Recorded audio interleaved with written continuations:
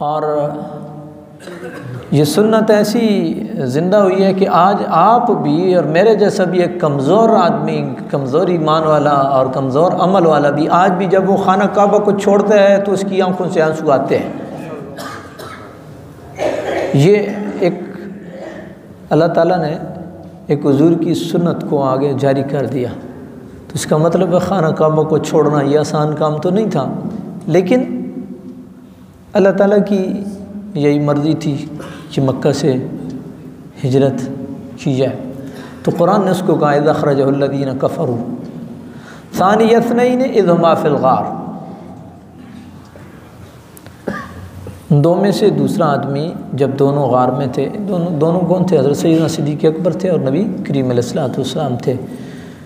تو وہ نبی کریم علیہ السلام ان الفاظ میں حضرت سیدنا صدیق اکبر کو تسلی دے رہے تھے، لا تحزن ان اللہ معنا، آپ غمگین نہ ہو، اللہ ہمارے ساتھ ہیں۔ واقعہ آپ کے گوش گزار نہیں کرنا، مقصد یہ ہے کہ حضور کے ان وفادار لوگوں کی وفاؤں کے اوپر حضور کو بڑا اعتماد تھا۔ حضور کو ان وفادار لوگوں کی وفاؤں کے اوپر صدیق اکبر ہیں، فاروق اعظم ہیں، عثمان غنی ہیں، علی المرتضیٰ ہیں، حضرت بلال ہیں، طلحہ ہیں، زبیر ہیں، عبد الرحمن بن عوف ہیں، مصعب بن عمیر ہیں، بڑے بڑے لوگ پڑے ہیں۔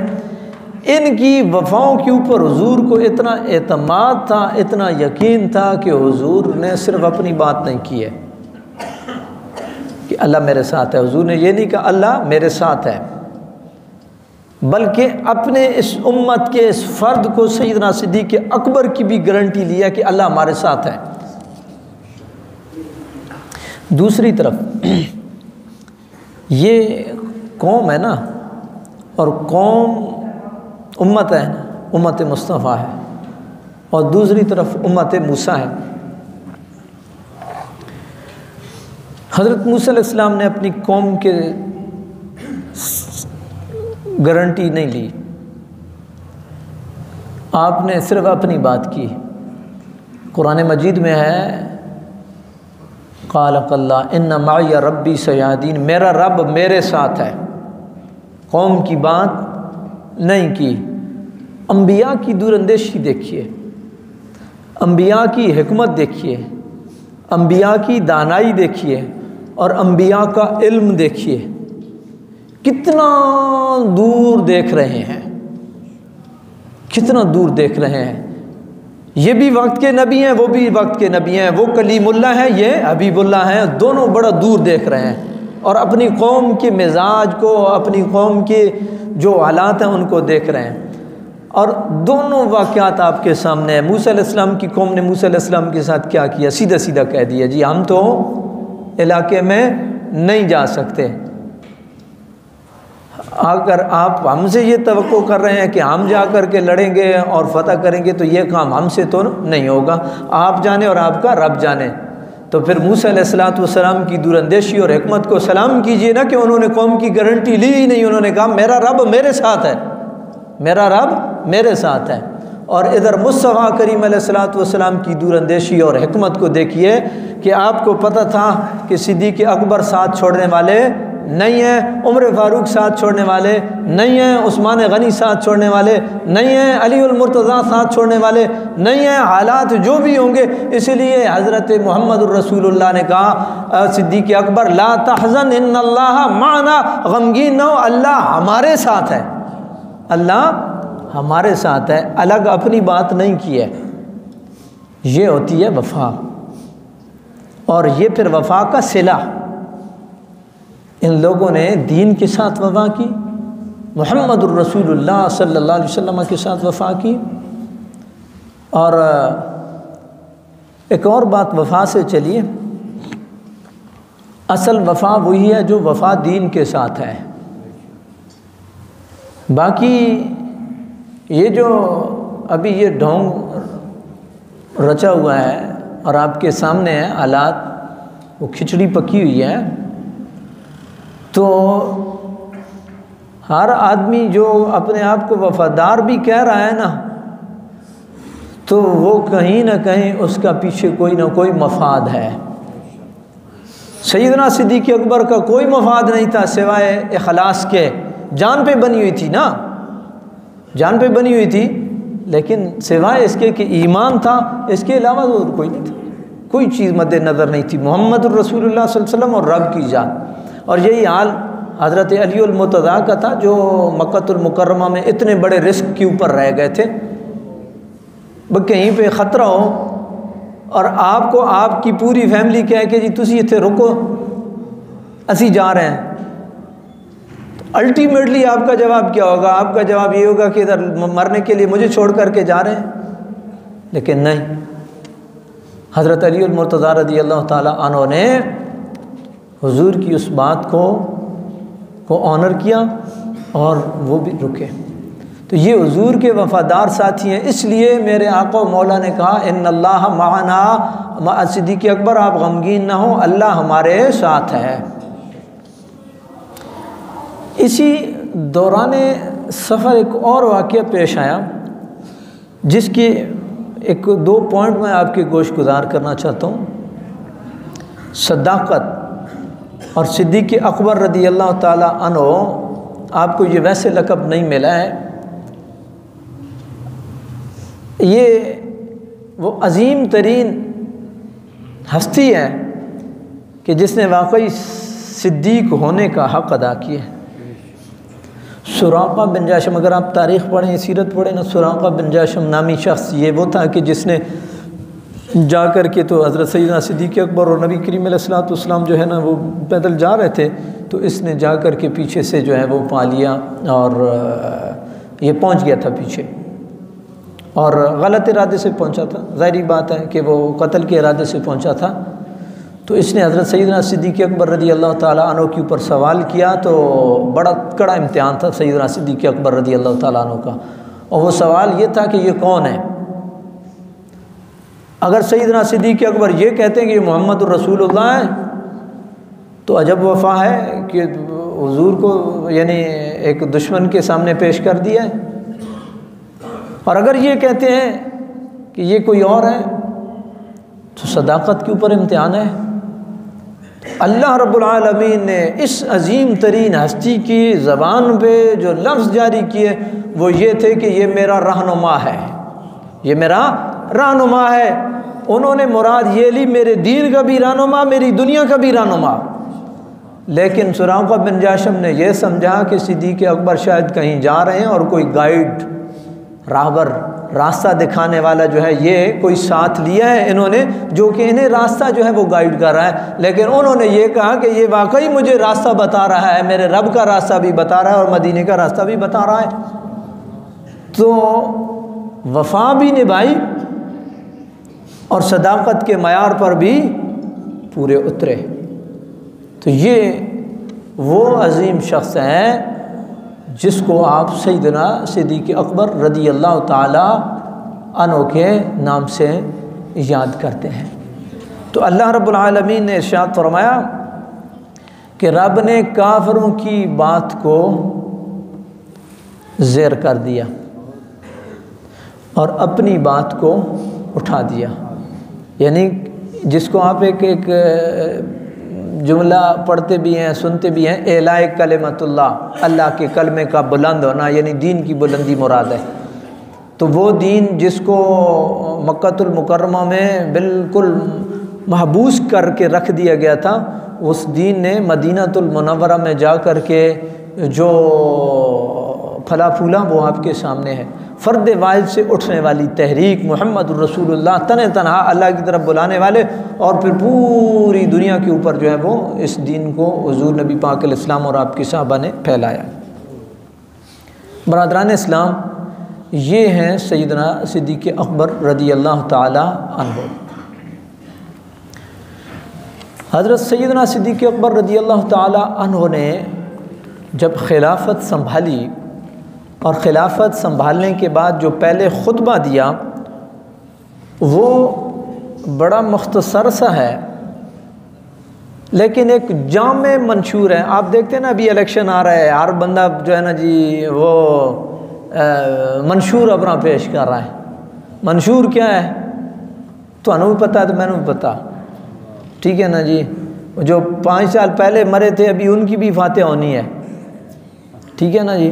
اور ہر بندہ اپنے مفاد کے پیچھے ہے، اللہ ماشاء اللہ ہوں گے بیچ میں، لیکن میرے خیال میں وہ شاید فیصدی میں نہیں نکل پائیں گے۔ فیصدی کا مطلب تو یہ تھا نا 100 میں سے کوئی نکل آئے تو وہ نہیں، شاید وہ ہزاروں میں کوئی ایک آدھا نکلے گا۔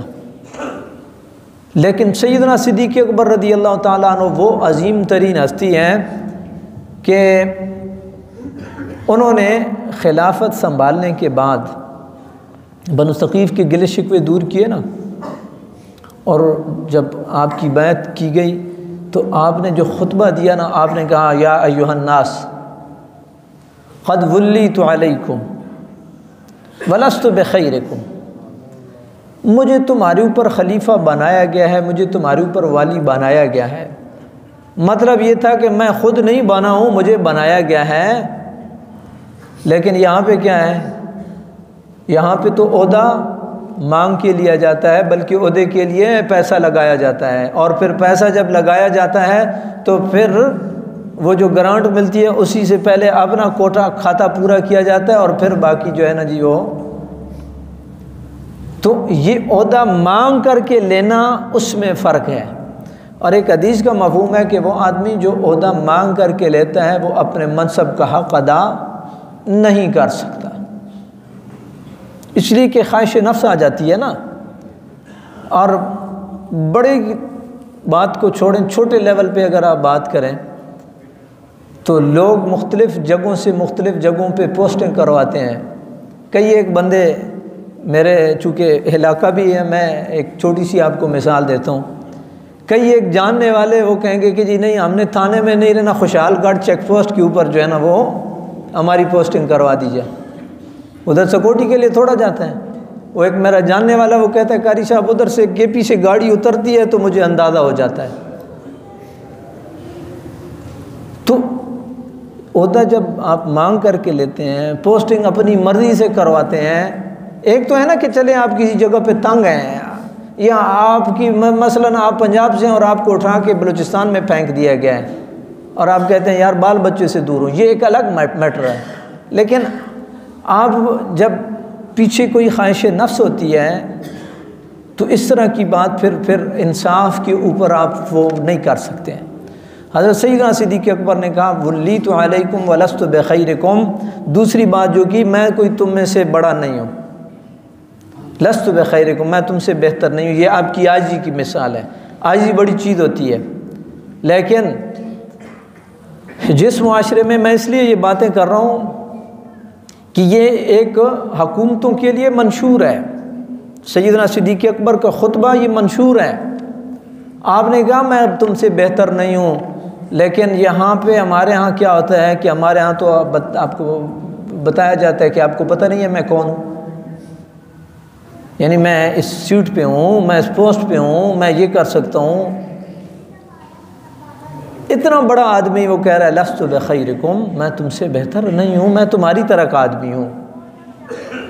اور پھر آپ نے اگلی بات کی ان احسنت فاعینونی، اگر میں اچھائی کروں، میں اچھا کام کروں، میں درست بات کروں، میں کوئی درست جو ہے اچھا سٹیپ لوں، فاعینونی تو میری مدد کرنا۔ یہاں پہ ذرا رک کر کے دیکھیے، اس کا مطلب یہ ہے کہ اچھا کام کرنے والا آدمی، اس کی قوم، قبیلہ، رنگ، نسل، اس کی سیٹ وہ چھوٹے لیول کا ہے بڑے لیول کا ہے یہ نہیں دیکھا جائے گا، بلکہ جو درست بات کر رہا ہے اس کو انکریج کرنا یہ دین اسلام کا فطری تقاضا ہے۔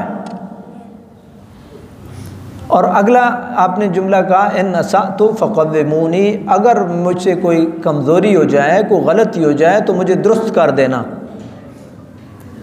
اس کا مطلب یہ ہے کہ انبیاء کے علاوہ باقی ہر بندے کے اندر غلطی کرنے کی گنجائش موجود ہے، اور وہ غلطی کر بھی سکتا ہے، اور اگر وہ غلطی کرے تو اس کو ٹوکنا اور پازیٹیوٹی سے ٹوکنا اور پازیٹیو طریقے سے اس کی درست سمت میں رہنمائی کرنا، یہ بھی دین اسلام کا فطری تقاضا ہے۔ لیکن یہاں پہ بالکل الٹی گنگا بہتی ہے، یہاں پہ کوئی جونیئر سینئر کا وہ بیچارہ وہ بات کرے تو کہتا ہے آپ کو کیا پتہ ہے. یہ میرا ایک ساتھی تھا JCO تھا ایجوکیشن کور کا, وہ کہتا ہے وہ سکرین سی لگانی تھی ٹی وی کی, تو میں نے کہا کہ صاحب یہاں اس دیوار پہ لگا دیں. تو میجر صاحب نے مجھے کہا کہ میں بہتر جانتا ہوں یا آپ. تو میں چپ ہو گیا. ہفتہ 2 ہفتے کے بعد الٹیمیٹلی سکرین وہیں پہ پہنچی جہاں میں نے مشورہ دیا تھا. تو یہ جو مطلب عہدوں کا اونچ نیچ ہے نا, یہ نہیں دیکھا جاتا ہے. دیکھا یہ جاتا ہے کہ کیا بات کرنے والا درست بات کر رہا ہے یا نہیں. حضرت سیدنا صدیق اکبر رضی اللہ تعالی عنہ نے یہ بتا دیا کہ اگر میں کوئی کمزوری دکھاؤں تو مجھے درست کر دینا.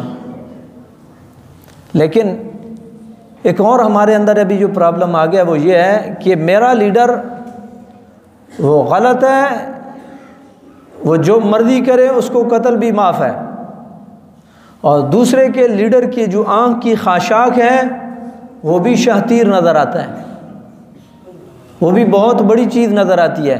لیکن میرا لیڈر وہ بندے مار دے, وہ ناانصافیاں کرے, وہ جو مرضی کرے, نہیں, وہ چونکہ میرا لیڈر ہے. یہ جو 2 جملے ہیں نا, یہ بڑی شدت سے اس بات کی نفی کر رہے ہیں کہ شخصیت کو نہیں دیکھا جائے گا, اس کے ایکشن کو اور اس کی ایکٹیویٹی کو دیکھا جائے گا. اگر درست ایکٹیویٹی ہے, اگر پازیٹیو ایکٹیویٹی ہے تو اس کو انکریج کیا جائے گا, اور اگر نیگیٹو ایکٹیویٹی ہے تو اس کو ڈسکریج کیا جائے گا, اس کی حوصلہ شکنی ہوگی. لیکن یہ کہاں پہ ہے؟ آپ نے کہیں پہ دیکھا ہے؟ ہمیں تو بعض دفعہ ایسے لگتا ہے, آپ یقین کریں, دین کے ساتھ وفاداری پیچھے رہ گئی ہے, اور اپنی جو لیڈرشپ ہے اور اپنی جو پارٹی ہے اس کے ساتھ وفاداری وہ اتنے ایکسٹریم پہ چلی گئی ہے کہ وہ کوئی آدمی قرآن کا ریفرنس سننے کے لیے تیار نہیں ہے, محمد رسول اللہ کا فرمان سننے کے لیے تیار نہیں ہے, کیونکہ وہ قرآن کی آیت یا وہ حدیث کا مفہوم جو ہے وہ اس کے لیڈر کے خلاف جا رہا ہے. یہ کہاں کا انصاف ہے؟ یہ سیدنا صدیق اکبر رضی اللہ تعالیٰ عنہ کا خطبہ ایک جامع منشور ہے. آپ نے کہا میں درست بات کروں میری مدد کرنا, میں غلط بات کروں تو مجھے درست کر دینا. پھر آپ نے کہا الصدق امانہ والکذب خیانہ, سچائی یہ امانت ہے اور جھوٹ یہ خیانت ہے. اس کا سادہ سا مفہوم یہ سمجھیں, سچائی صداقت وہ امانت ہے. اگر سچا آدمی جس جگہ پہ بیٹھا ہوا ہے وہ اس منصب کا حق ادا کرے گا, اور جھوٹا آدمی جس منصب پہ بیٹھا ہوا ہے وہ خیانت کرے گا, وہ اس منصب کا حق ادا نہیں کر پائے گا. پھر آخری خطبہ تو آگے, آخری میں بات کر رہا ہوں, خطبہ لمبا ہے تھوڑا. آپ نے ایک اور بات آپ نے دیکھا ہوگا, جتھے ہیں ہمارے ملک میں, فوج اس کا اپنا جتھا ہے, وکیل ہیں ان کا اپنا جتھا ہے, صحافی ہیں ان کا تو آپ بات کرنا چاہتے ہیں یا نہیں, ان کا کام ہے آپ کے منہ میں مائک ٹھونس دینا. آپ کی مرضی ہے نہیں ہے, بندہ مر رہا ہے, یہ کہیں گے آپ کیا کہنا چاہتے ہیں, وہ یہی کہے گا کہ یار میری جان کے اوپر بنی ہوئی ہے.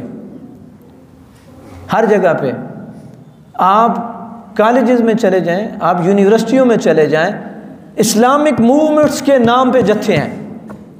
ایک اسلامک آپ دیکھتے ہیں نا, ایک بڑا شور آپ سنتے ہیں کہ جی یہ جو اسٹوڈنٹ آرگنائزیشنز ہیں ان کے اوپر بین ختم کیا جائے,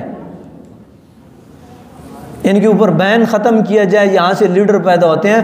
ساتھ یہ بھی لوگوں کو بتائیں کہ یہ جو اسٹوڈنٹ آرگنائزیشن ہے ان سے بین ختم کرو, اور ان کی ایکٹیویٹی جو ہے اس کو بھی دیکھو کہ کون سا جتھا کس جتھے کو مار رہا ہے,